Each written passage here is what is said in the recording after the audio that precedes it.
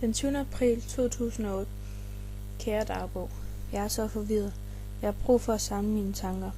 De farer rundt i hovedet på mig. Min far har været død i 9 dage nu. Jeg føler ikke, at jeg har lyst til at snakke med nogen, men jeg har brug for at få det ud på en måde. Alt det, der er sket for mig, som jeg ikke har fået snakket om, kommer væltende tilbage til mig nu. Jeg husker ganske svagt, dengang min mor døde. Rikke, min lille søster, var 1 år, og jeg var 4. Det billede, jeg er mest glad for, er vores familieportræt. Når jeg ser det, husker jeg hvert minut, vi har været sammen. Da hun døde af kræft, tog det hårdt på min far. Han var nu ensom som aldrig før, og begyndte med tiden at trøstespise. Selvom vores far gav os masser af kærlighed, manglede vi stadig vores mors. Far forkælede os og gav os næsten alt, hvad vi ville have. Vores naboer hed Bente og Leif. Vi har kendt dem lige siden vores mor blev syg. De var de eneste, som rigtig støttede vores far. Da vores mor døde, blev de en del af vores hverdag, og Rikke og jeg knyttede os hurtigt til dem. Pludselig købte vores far et nyt hus i den anden ende af byen.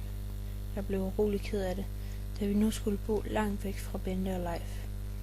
Han byggede meget om på huset. Det kostede mange penge, så han tog et lån. Jeg var bange for, at han ikke kunne betale de lånte penge tilbage. Det tog lang tid for os, før vi rigtig faldt til i det nye hus. Pludselig kom den værste dag i mit liv. Dagen var den 6. april. Jeg blev kørt i skole af min far, og det føltes som om han var en smule nedtrykt.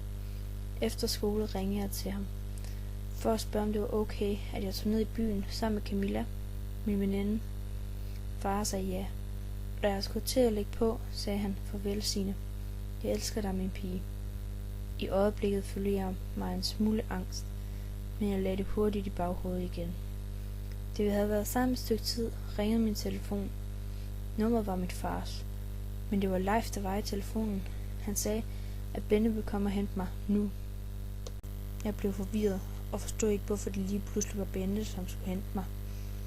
Da hun kom, så hun forvirret ud, og da jeg spurgte hende, hvad der var galt, svarede hun: din far kom på sygehuset, og vi skal ud til ham nu. Jeg forholdt mig roligt og håbede på, at det ikke var noget alvorligt. Vi hentede Rikke og Leif derhjemme og kørte mod sygehuset. Bente fortalte i bilen på vej ud, at han havde ringet til Leif og fortalt, at han ikke kunne få vejret. Han havde fået et hjertestop i ambulancen, og det havde skadet hans hjerne. Da turen varede 1,5 time, susede tankerne rundt i mit hoved. Ville han være normal, når jeg kommer til sygehuset? Bliver han rask igen? Hvor meget er hans hjerne skadet? Overlever han? Lægen på sygehuset viser os vej til hans stue. Han lå på stue 5. En respirator holdt ham i live, og lægen fortalte os, at han havde fået et hjertestop til. Det nye hjertestop havde skadet hans hjerne endnu mere. Hvis han overlevede, ville han blive svært handicappet, men chancen for, at han overlevede, var meget lille. Men jeg håbede stadig. Lægen sagde til ham: Heinz, din pige er kommet.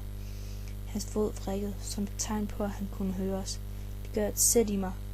Et ekstra håb for, at han ville overleve. Tårerne løb ned ad vores kinder.